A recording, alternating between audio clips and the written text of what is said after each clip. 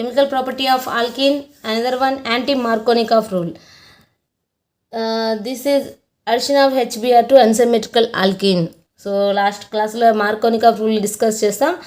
Now anti-Markovnikov rule. Anti-Markovnikov rule is also called as peroxide effect and also called as Kharash effect. So addition of HBr to unsymmetrical alkene like propene in the presence of peroxide. So anti Markovnikov rule ఖచ్చితంగా peroxide ప్రెజెన్స్లో జరుగుతుంది. ఎప్పుడు ఎలా?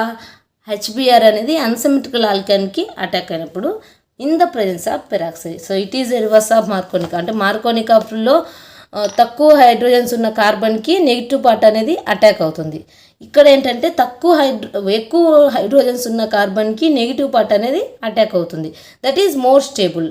మార్కోనికావ్ తక్కువ less number of hydrogens attached to carbon. So ఆ కార్బన్కి మనకి ఈ నెగిటివ్ పార్ట్ అనేది అటాక్ అవుతుంది.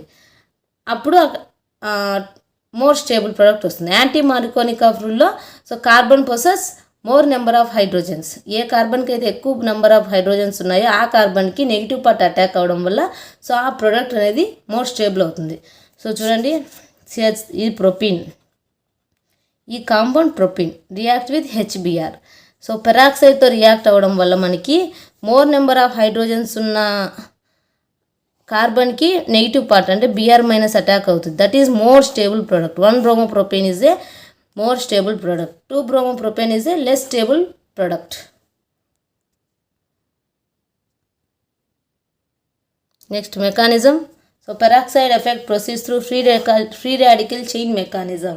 సో ఈ మెకానిజం అనేది ఫ్రీ రాడికల్ చైన్ మెకానిజం జరుగుతుంది. సో మనం బెంజైల్ పెరాక్సైడ్ తీసుకుంటే దీని హోమోలైసిస్ జరుగుతాయి. అంటే ఈక్వల్గా హోమోలైసిస్ ఇస్తే రాడికల్స్ ఫామ్ అవుతాయి.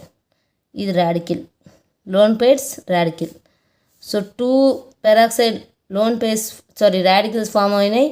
సో దీన్ని మళ్ళీ హోమోలైసిస్ జరిగితే 2 ఫినైల్స్ అండ్ CO2.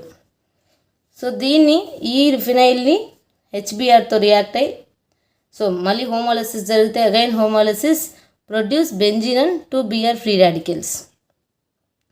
సో ఇప్పుడు ఈ ఫ్రీ రాడికల్తో రియాక్ట్ అవ్వడం వల్ల secondary free radical, primary free radical form అవుతుంది. అంటే బ్రోమిన్ ఆల్రెడీ అటాక్ అయింది. సో మనం ఫ్రీ రాడికల్స్ మిగిలాయి. ఈ బ్రోమిన్ అటాక్ అయినది కాబట్టి ఈ సెకండరీ ఫ్రీ రాడికల్ అనేది మోర్ స్టేబుల్. ఇక్కడ ప్రైమరీ ఫ్రీ అంటే ఈ బ్రోమిన్ ఇక్కడ లెస్ నెంబర్ ఆఫ్ హైడ్రోజన్స్ దగ్గర అటాక్ అయింది కదా. So less stable product.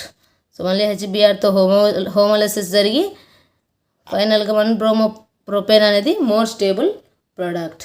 This is anti Markovnikov rule. Anti Markovnikov rule is also called as peroxide effect or Kharasch effect. So what is anti Markovnikov rule? Addition of HBr to unsymmetrical alkene like propene in the presence of peroxide. Peroxide సమక్షంలో ఈ unsymmetrical alkene హెచ్బిఆర్తో reaction జరిగితే that is anti Markovnikov rule. It produce 1 bromopropane is a more stable product.